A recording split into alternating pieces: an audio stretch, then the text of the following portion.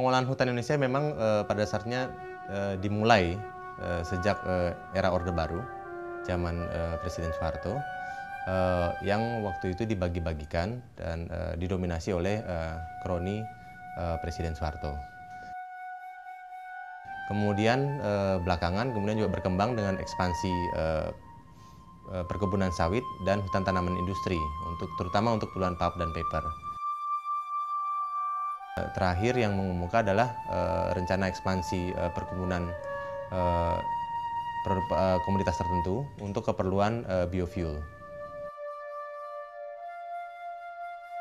Jadi kalau berdasarkan monitoring kami, luas perkebunan kelapa sawit saat ini itu seluas 7,2 juta hektar. Tetapi dalam 5 tahun ke depan ini, ekspansi terbesar itu akan berada di Kalimantan dan kemudian bergerak ke wilayah timur Indonesia. Kan PT-PT di mana-mana juga tidak ada memperhatikan, tidak ada membantu. Pokoknya dia itu kan kemajuan buka sendiri, sebenarnya itu kaya sendiri. Nggak memperhatikan orang rimba, macam mana berhidup orang rimba, macam mana kemiskinan orang rimba. Dia kan buka itu mencari kekayaan sendiri. Dan kemudian ketika ada disebut pemerintah bahwa perkebunan memberikan ruang untuk pekerjaan, begitu, itu memang benar bahwa ada, karena perkebunan pasti bisa beroperasi karena ada pekerja di dalamnya. Fakta menunjukkan bahwa pekerja-pekerja kelas bawah di perkebunan sekarang itu banyak sekali buruh harian lepas yang tidak ada pensiunnya, tidak ada tunjangannya, dan tidak ada jaminan lain, hanya dibayar per hari. Ya, ini menjadi sebenarnya satu serius. Coba kita cek berapa persen sekarang buruh harian lepas di perkebunan. Di atas 50% buruh harian lepas. Dan ini sebenarnya apa? Ini insentif, ya, bagi perusahaan, upah murah, hasil tinggi.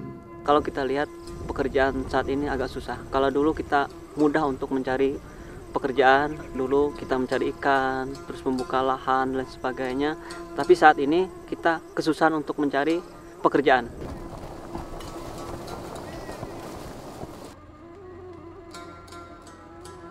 Biasanya ketika perusahaan-perusahaan sawit mau masuk, itu selalu menjanjikan akan ada tenaga-tenaga lokal, itu masyarakat lokal akan digunakan sebagai pekerja di perkebunan, gitu ya. Dan selalu disebutkan kita membutuhkan tenaga kerja yang banyak. Tapi persoalannya adalah itu tidak pernah dijelaskan berapa banyak yang mereka butuhkan dan berapa banyak sebenarnya tenaga-tenaga kerja di tingkat lokal atau tenaga orang-orang yang usia pekerja.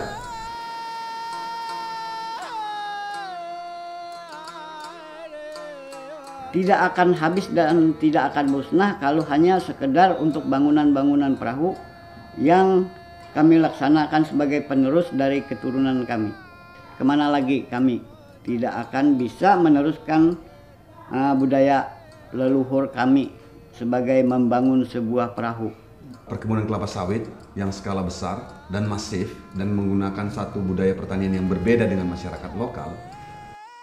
Konsekuensi yang terbesar adalah masyarakat lokal itu akan kolaps ketika dia tidak bisa bergabung atau beradaptasi dengan perubahan yang terjadi.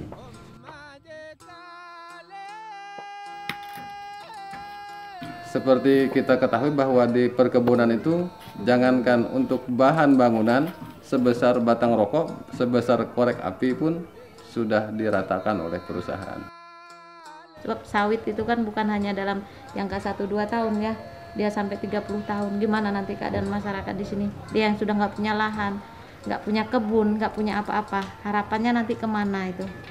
Tolonglah pemerintah juga kalau yang istilahnya mau memasukkan investor, pilih-pilih juga lah.